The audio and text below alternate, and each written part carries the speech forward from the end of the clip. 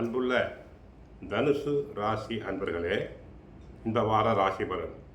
தனுசு ராசினருக்கு 3இல் ராகு, 4இல் சனி வக்கிரம், 8ஆம் இடத்தில் குரு, 9இல் கேது, 10இல் சந்திரன் சுக்கிரன், 11இல் சூரியன் செவ்வாய் புதன் உள்ளனர்.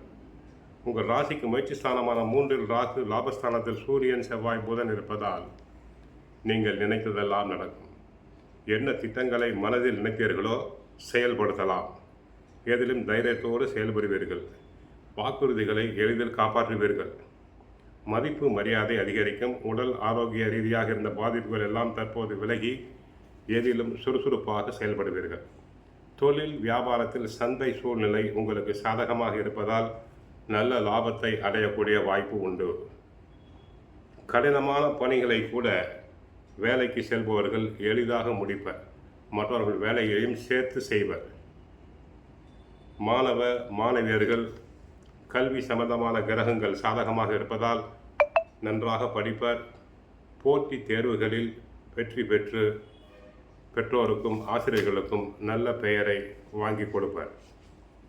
ராசிநாதன் குரு தங்களின் தன குடும்ப வாக்கு ஸ்தானத்தை பார்ப்பதால் தங்களுடைய வாக்கு மேம்படும்.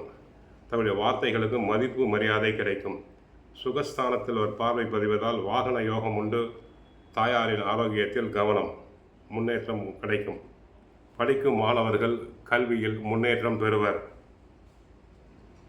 எதிர்பார்த்த திட்டங்கள் வேகம் பெறும். தடைகள் அகலும்.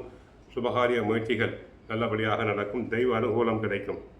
பூர்வீக சொத்து வில்லங்கங்கள் அகலும். சூரியன் புதன் இணைந்திருப்பதால் சிலருக்கு புத ஆதித்ய யோகம் உண்டு. உயர் கல்வி சிலர் கற்கலாம்.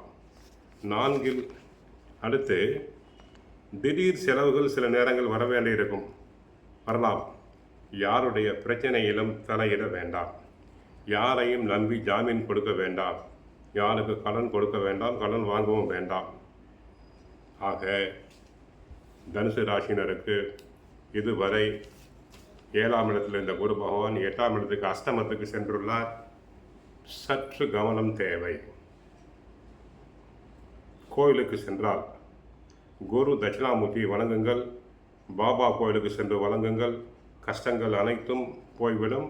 வாழ்க வளமுடன். மங்களம் உண்டாகட்டும்.